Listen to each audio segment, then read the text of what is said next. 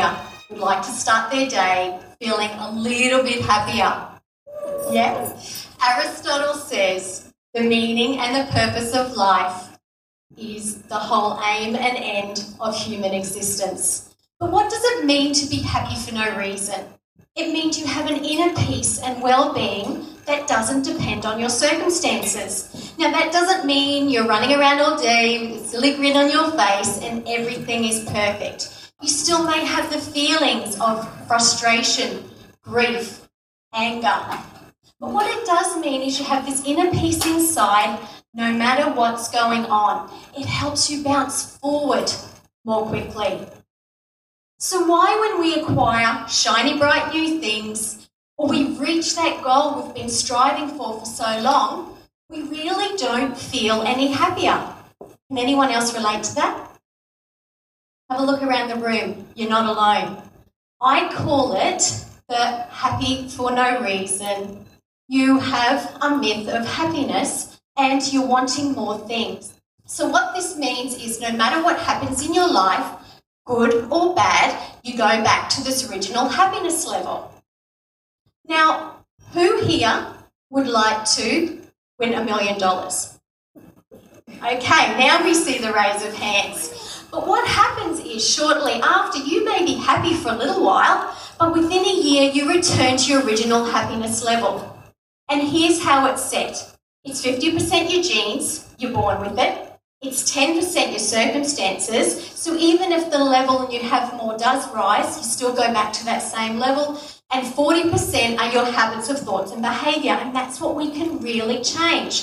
So coming back to the genetic piece of the pie, 50% is where we can really make that change, and in the field of epigenetics, scientists say that with our habits of thoughts and behaviour, we can see that change. So what I'd like to share with you now is the fastest way to raise your happiness level. And that is to forgive. To forgive yourself, to forgive others, or even to forgive an event. Now, without forgiving, that blocks your happiness. Now, forgiving doesn't mean that you condone what the other person did to you, or you did to them, or to the event that happened. But what it does, it unblocks your heart and opens up for happiness to come through. Now, I'd just like to share a practice of happiness and forgiveness that I use daily, and it's called Ho'oponopono. It's an ancient Hawaiian kahuna practice of forgiveness. My hand on my heart, I'm sorry, please forgive me, thank you, I love you. And where this practice has been very powerful in my life is an event that my daughter attended, an equestrian competition. Now, she has a pony and his head goes forward, and what happens is she feels a lot safer in her saddle. So at this event, they said she can keep the saddle, but unfortunately that didn't happen. So no sooner had she started, he put his head down, lost the reins, and off he went. Well, after she was okay, I saw red.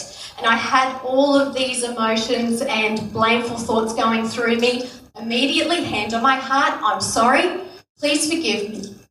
Thank you, I love you. And I had this immediate feeling of lightness come through. These were volunteers. They were doing their best to support the organisation. And it took me from a place of blame into a place of forgiveness. So when you forgive, you open your heart and you allow for emotional freedom to come through. So what I'd like to share with you is, please, in this place of forgiveness, open up your heart and allow for the happiness to come through no matter what's going on, even without the need for more. Thank you.